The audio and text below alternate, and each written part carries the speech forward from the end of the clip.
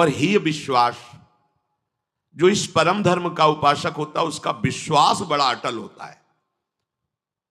विश्वास को गोस्वामी जी बरगद वृक्ष की तुलना में कह रहे, बट विश्वास अचल निज धर्मा। विश्वास कैसा होना चाहिए? बोले बरगद वृक्ष जैसा। बरगद का जो वृक्ष होता है, बट वृक्ष, उसमें जगह जगह जड़ें निकल पड़ती हैं।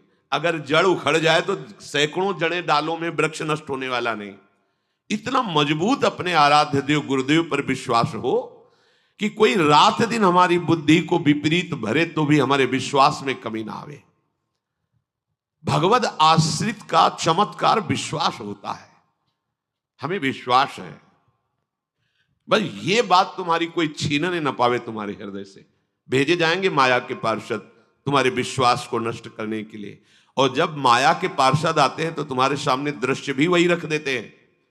किसी भी दृश्य को पॉजिटिव और निगेटिव समझाने में 1 मिनट केवल लगता है। उसी को पॉजिटिव रख सकते हो, उसी को निगेटिव कर सकते हो। ये बुद्धि की कला होती है। तो माया जब किसी को भेजती है तो तुम्हारी सकारात्मक सोच और सकारात्मक दृश्य को नकारात्मक सोच और नकारात्मक दृश्य से पुष्ट कर देगी। आपको लगेगा हाँ बात तो सही है, अच्छा ऐसा, हम तो इसको ऐसा समझ रहे थे। नहीं नहीं, तुम गलत समझ रहे थे। और नकारात्मक सोच देने वालों का प्रभाव बहुत जोर का पड़ता है, क्योंकि पीछे हमारा नकारात्मक सोच से ही संबंध रहा है। देखो, हम आप तो जीव कोटि के हैं, जो ईश्वर की लीला में सम्मिलित हुए हैं, उनके ऊपर नकारात्मक सोच का प्रभाव बढ़ जाता है। हृदय में आपका विश्वास दृढ़ होना चाहिए। हमें प्रभु ने स्वीकार कर लिया है, हम प्रभु के हैं, हमारा निश्चित इसी जन्म में कल्याण हो जाएगा। जब नकारात्मक सोच वाले आपको इस विश्वास दिलाने के लिए आवे तो आपको बहुत सावधान हो जाना है। हमारे आपकी क्या बात, भगवत लीला में भी नकारात्मक सोच का प्रभाव पड़ जाता है। माता कैकेयी जी से जब मंथरा जी कहती हैं, तुम्हें पता है कल प्रातः राम को राज्याभिषेक होने वाला है चक्रवर्ती सम्राट पद पर, तो हाँ बोल तुझे क्या चाहिए मेरे लाडले राम, राजा बनेंगे आज, तू प्राण मांगे तो भी दे दे। आप समझ नहीं रहे, मैं आपके साथ आई हूं मायके से, आपकी प्रियदासी हूं, और सब जगह मैं जाती हूं सुनती हूं। तुम तो महल में रहती हो, तुम्हें पता नहीं। ये षड्यंत्र रचा जा रहा है। कल राम राजा बनेंगे, भरत को बंदी बना के जेल में डाल दिया जाएगा और आपको कौशल्या की दासी होना पड़ेगा। कहीं कुछ नहीं है, कुछ नहीं। दुष्टा कहीं की, तेरी जबान काट लूंगी दोबारा अगर ऐसा बोली। जैसे दोनों नेत्र अपने को प्यारे होते हैं, ऐसे राम और भरत मेरे नेत्रों की समान। तू कैसी भेद बुद्धि, दोबारा बोली तो जबान काट लेंगी तेरी। थोड़ी देर बाद फिर बोली, को नृप होए हमें कहानी, चेरी छोड़ी न हो बुरानी। कोई राजा बने हमें क्या होगा, हम तो दासी रहेंगी। पर लोगों को क्या है, उनके सुख की बात बताओ तो बुरा लगता है और रोने लगे। अच्छा बैठ, पास बैठ, निजी दासी है, क्या तू कहना चाहती? मैं सही कह रही, तुम्हारा बड़ा अमंगल है, तुम्हारा बड़ा अहित है राम का राज्याभिषेक होने पर। सही बात, महल की बात बता रही हूं, कौशल्या की दासी बनना पड़ेगा तुम्हें। तो फिर क्या कर सकती हो? तुम्हारे पास वरदान है ना, महाराज ने कहा था। हाँ है तो मांग लो ना, यही अवसर है। क्या मांगू? राम को 14 वर्ष का वनवास और भरत को राजगद्दी। आ गई बात समझ में, आ गई समझ में। कहां सुबह महामंगल होने वाला था त्रिभुवन का, भगवान राम राजा बनने वाले थे, और कहां सुबह तापस वेश विशेष उदासी, 14 वर्ष राम नंगे पैर भगवान को वनवास। दशरथ जी का प्राण त्यागना, स्वयं सहित कौशल्या जी का वैधव्य होना, महान कष्टों की वर्षा हो गई।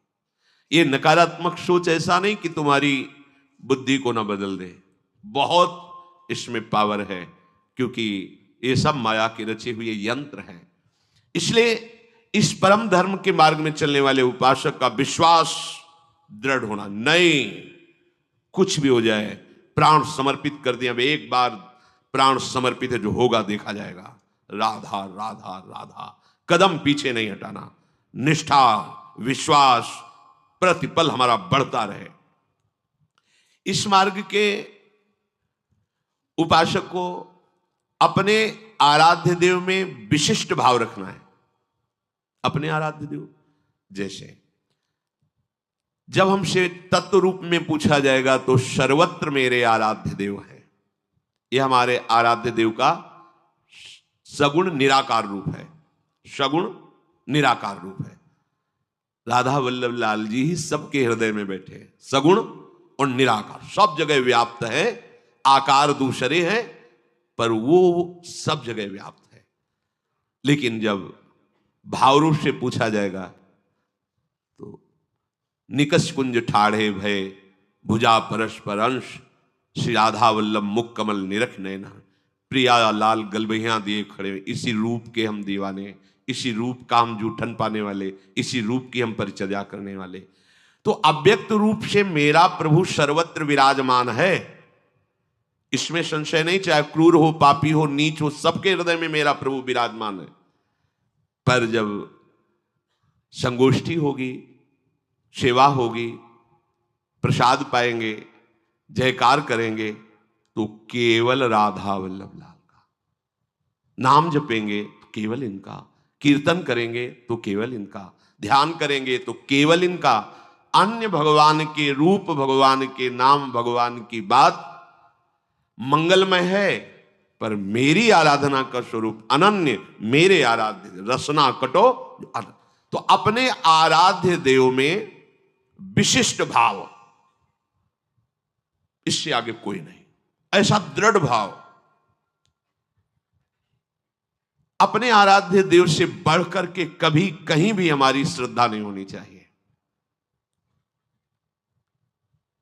क्योंकि अगर थोड़ा भी आराध्य देव में लघु भाव हो जाएगा तो आपकी उपासना बाधित हो जाएगी। आराध्य देव में तभी ऐसा विशिष्ट भाव होता है जब गुरु वचनों में रति हो। आराध्य देव के विशिष्ट भाव की प्राप्ति गुरुदेव के वचनों से होती है। गुरु के वचनों में प्रेम और विश्वास होना आराध्य देव में विशिष्ट भाव पैदा करता है। बिना इसके आराध्य देव में विशिष्ट भाव रूपी सिद्धि प्राप्त नहीं होती। गुरु के वचन प्रतीति न जेहि, सपने सुगम न सुख सिद्धि ही। जो गुरु के वचनों में विश्वास नहीं करता उससे स्वप्न में भी न सुख मिलता है, न साधना की सिद्धि होती है। गुरु गदित वचन शिष्य सत्य अति दृढ़ प्रतीति गाढ़ो गयो। गुरु के श्रीमुख से निकले हुए वचन को सत्य मानकर विश्वास पूर्वक, दृढ़ता पूर्वक पकड़ ले तो बस बात बन गई। बड़ा चमत्कार प्रकट हो जाता है। एक बार एक शिष्य जो निरंतर सेवा में गुरु जी की रहते थे, जब ये फसल का समय आता है तो साल भर के लिए अन्न भिक्षा से मांग लाते थे और गुरु की सेवा में तो भिक्षा मांगने के लिए 10-15 दिन तो लग ही जाते थे। तो कई शिष्यों के साथ वो निकले तो गुरु जी ने कहा, जाओ एक बात कहनी थी, हमारे हृदय में थी, पर ये तुम विचरण करके आ जाओ, भिक्षावृत्ति करके, फिर हम तुम्हें बताएंगे जो आज्ञा। विचरण करके आए तो आश्रम में भीड़ लगी थी। विमान में गुरुदेव का शरीर पधराया जा चुका था। उन्होंने पूछा क्या हो गया? बोले आपके गुरुजी पधार गए। ऐसा नहीं हो सकता। गुरुदेव ने कहा था कि तुम लौट के आओगे तो तुम्हें हम एक बात अपने हृदय की बताएंगे। ऐसा कैसे हो सकता है? उनको तो पधार गए, विमान पे विराजमान, गए, प्रणाम किया और कहा गुरुदेव आपने कहा था कि आप भिक्षा करके विचरण करके वापस आओगे तो एक बात बताएंगे। तो सरकार आ गए हैं, बात बताओ। चेतना जागृत हुई और विमान से उठकर बैठ गए और कहा बेटा हम यही कहना चाहते थे कि जैसी तुम्हारी अपार श्रद्धा और विश्वास हमारे ऊपर है, ऐसे ही सब संतों पर करो। सब संतों की सेवा हमारा ही स्वरूप मानकर करो। सब संतों के सामने नमन हो, सब संतों पर विश्वास रखो, ये भगवान का स्वरूप है। तो कहा गुरुदेव इसके लिए प्रमाण के लिए आपको कुछ दिन रुकना पड़ेगा। अब हम 1 वर्ष आप जैसी ही संतों की सेवा करेंगे और फिर आप जब कह दोगे कि हाँ ठीक है, फिर आप जैसी इच्छा हो आपको, आप हमें अपने समीप रखो या आप प्रियालाल के समीप जाओ, आप परम स्वतंत्र हैं। पर 1 वर्ष आपको रुकना पड़ेगा इस उपदेश को प्रमाणित करने के लिए। 1 वर्ष और गुरु जी रुके, 1 वर्ष बाद फिर पधारे। ये चमत्कार निष्ठा में प्रकट होता है, गुरु वचन पर प्रीति। यदि हमारे हृदय में थोड़ा भी गुरु वचनों पर संशय रहेगा तो हमारा भाव प्रभु तक नहीं पहुंच पाएगा।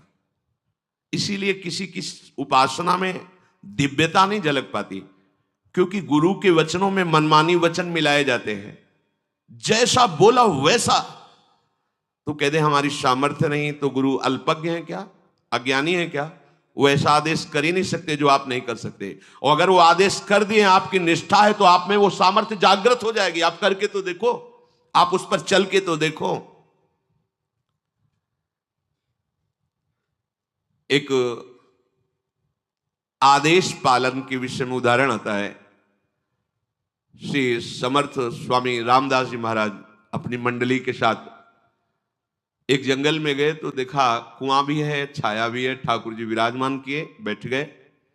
जल लाओ, तो जल लाया गया तो उसमें बहुत से पत्ते झरझर के डाली से गिरे थे, तो दुर्गंध आ गई। उनका इतना सुंदर जल जंगल में है, अगर ये दोष रहित हो जाए तो बहुत से प्राणियों के पीने योग्य हो जाएगा।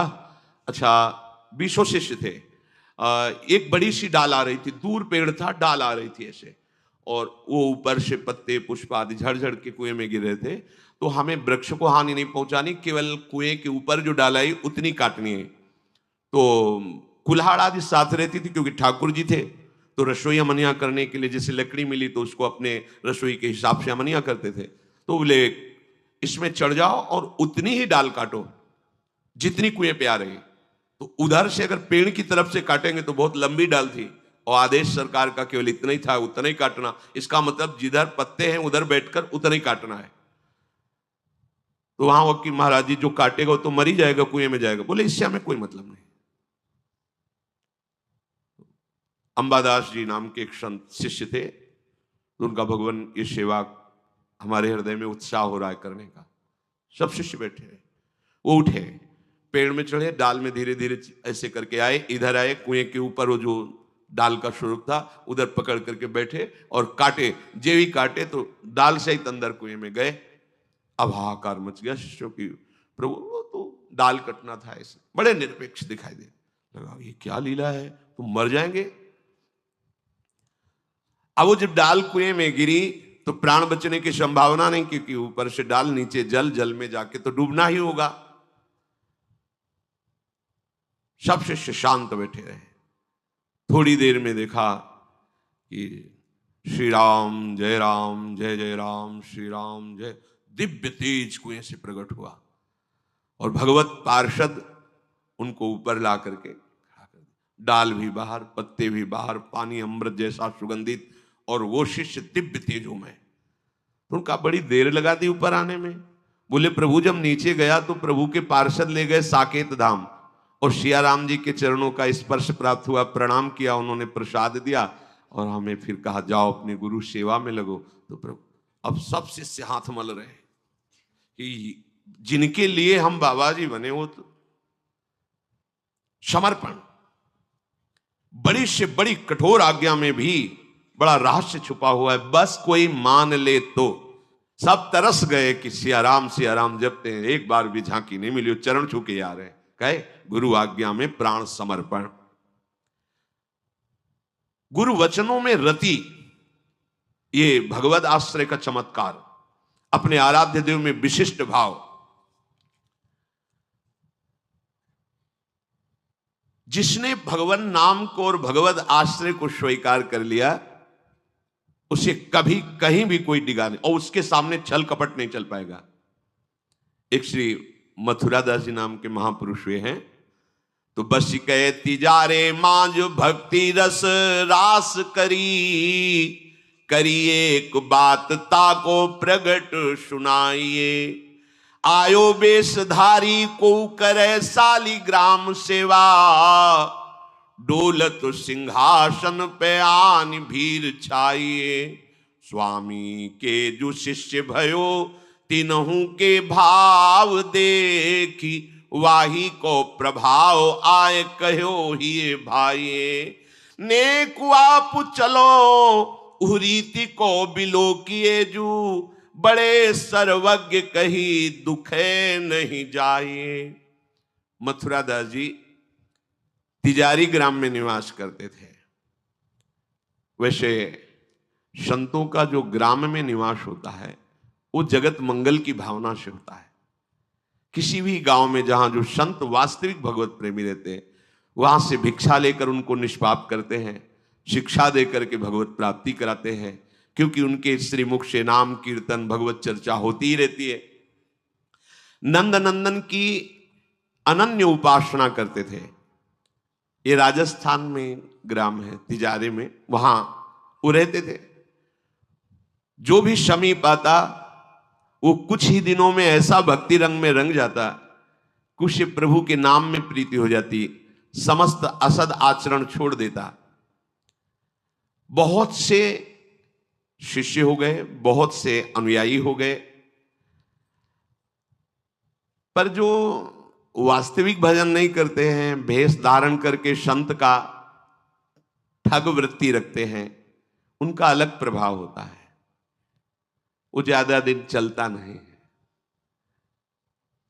हम कहते हैं नाम घोष से क्या नहीं हो जाएगा, नाटक करने की क्या जरूरत है। अरे हम प्रभु के बहुत बड़े प्रिय दास हैं, तो जो कुछ चाहिए प्रभु अपने आप देंगे। काहे किसी के आगे नाटक करे, छल फैला। किसके आगे? जो बेचारे हैं, ये सब मारे हुए हैं कर्मों के, भोग वासना से जल रहे हैं, और तुम भगवत पार्षद हो करके बात बनी नहीं। तो एक उसी नगर में उनका प्रभाव सुनकर भेषधारी जो बहुत बड़े तांत्रिक थे, मारण आदि का प्रयोग करने में बड़े सफल थे, पर भेष साधु का रखे हुए थे, अपना प्रभाव दिखाने के लिए वहां उस गांव में पहुंचे।